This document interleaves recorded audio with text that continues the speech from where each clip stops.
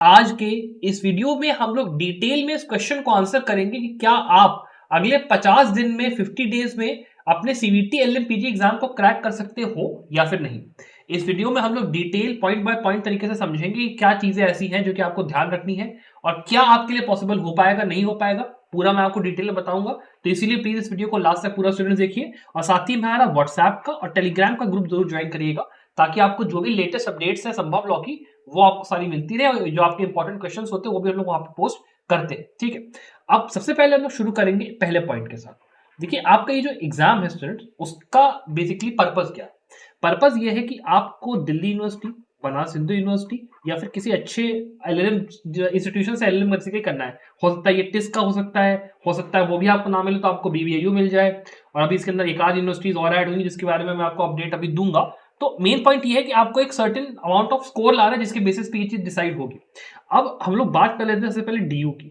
DU के अंदर अगर आप देखोगे लास्ट ईयर जो कट ऑफ गया था वो आपका अराउंड 196 का गया था, लेकिन यहां पर जो पॉइंट कंसिडर करने वाला है वो ये है कि यहां पर टोटल में 28 नंबर ऐसे थे जो कि यहाँ पे फ्री में स्टूडेंट्स को लास्ट ईयर दिए गए थे, बिकॉज कई ऐसे क्वेश्चंस थे जो कि ड्रॉप किए गए जिसके 4-4 नंबर हर क्वेश्चन का, आपका 7 क्वेश्चंस का बेसिकली दिया गया जिसकी वजह से ऐसा हुआ।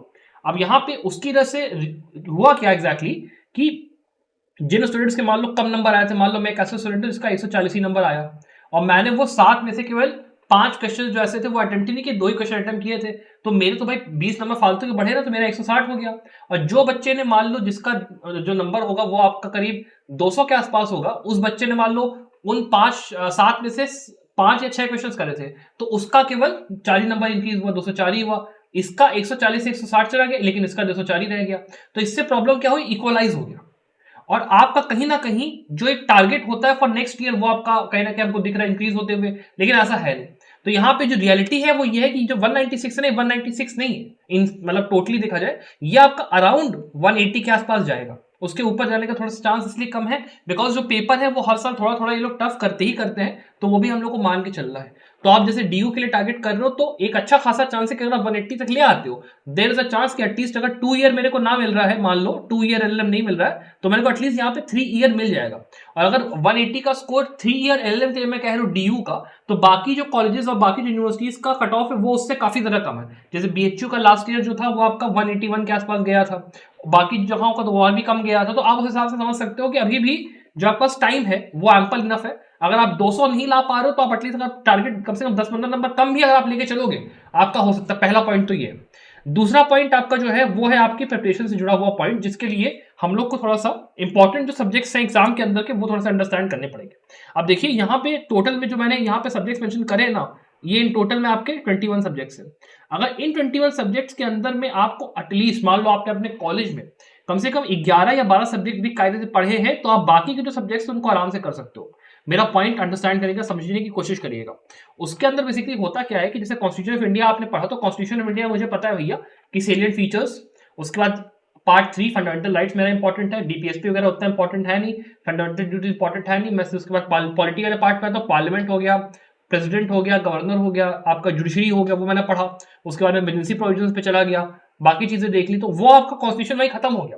और उसमें मेरे को कॉन्स्टिट्यूशन में डीप डीप नहीं पढ़ना है, डीप डीप पढ़ो मतलब फरवरी का टाइम है आपके पास, डीप डीप पढ़ने जाओगे तो काम नहीं चलेगा। आपका भी फोकस ये होना चाहिए कि मेरे को केवल जो इंपॉर्टेंट सेक्शंस है, जो इंपॉर्टेंट चीजें वो पढ़नी है, उनका मैं गया, मैंने बेरैक रटी, बेरैक के साथ उनके इंपॉर्टेंट जो 3-4 केस होते हैं वो पढ़ते हैं। मान लो आर्टिकल 12 पढ़ा, 12 के अंदर मेरे को पता है लोकल अथॉरिटीज 2 केस और अदर अथॉरिटीज 4 केस पढ़ा, उसके अंदर क्या हेल्प हुआ था वो अपना एक लाइन में नोट करा, मैं आगे बढ़ा।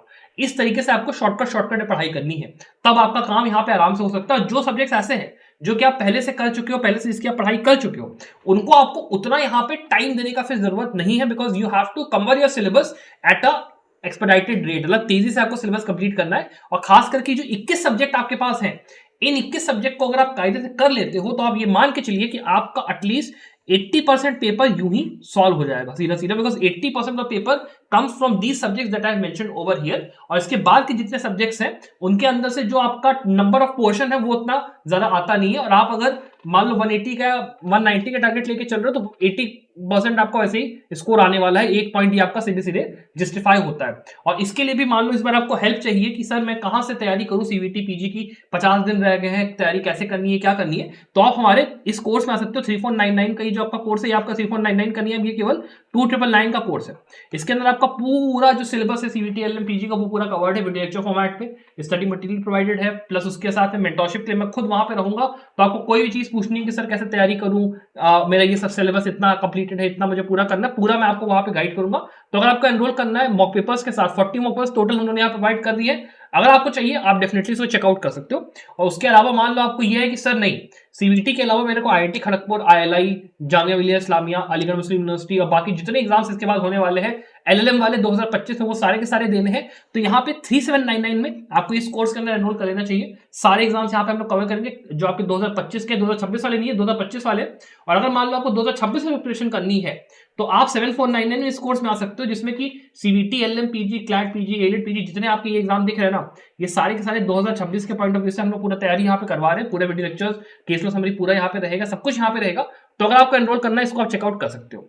अब इसके बाद जो अगला पॉइंट मैं यहाँ पे बोल रहा हूँ, बेसिकली अब मान लो नॉन इंपॉर्टेंट सब्जेक्ट्स के पॉइंट ऑफ व्यू से हम लोग बात कर रहे हैं, तो वहां पे मैंने आपको बताया कि 80% का सिलेबस आपका वहीं पे खत्म हो जाएगा। तो आपका जो प्रिपरेशन का स्टाइल वो क्या रहेगा, प्रिपरेशन का स्टाइल आपका ये रहेगा कि भाई जो पहले के मेरे करीब 30 डेज हैं फरवरी के, बिकॉज अभी देखो मान लो 24-25 तारीख, 26 तारीख को मान लो आप वीडियो देख रहे हो, तो करीब मुझे ये पता है कि 20 दिन में बस, 30 दिन में बस यहाँ पे है बेसिकली मोटा मोटा फरवरी मिला के पूरा। तो मैं उनके अंदर पहले कोशिश करूंगा कि जो मेरे पास सब्जेक्ट्स हैं जो मैंने वहां पे मेंशन करे थे उनको मैं अच्छे से करूं। पर डे आप दो मान लो 20 सब्जेक्ट है तो 20 में से देयर आर सर्टेन सब्जेक्ट्स जिसको कि आपको एक दिन देना है, देयर आर सर्टेन सब्जेक्ट्स जिसको आपको 2-2 3-3 दिन देना है, और कर करके अपनी पढ़ाई आगे बढ़ना है। ये नहीं है कि डीप में पढ़ा, जैसे मैंने तरीका बताया था वैसे आपको पढ़ना है। और उसके बाद ये वाले जो बचे हुए सब्जेक्ट्स है इनको आप लास्ट के जो आप समझ लो, होता क्या है कि जो आपका मान लो होली है, होली आपको 14 मार्च को इस बार पड़ रही है, ठीक है। तो मोस्टली जो चांस है सीवीटी एलएम का हमारा एग्जाम होने का वो 14 मार्च के बाद ही होने का मुझे लगता है कि जो चांस होगा, बिकॉज 13 तारीख से तो पेपर ही बेसिकली शुरू हो रहा है यहाँ पे होना, 31 तक आपका जाएगा।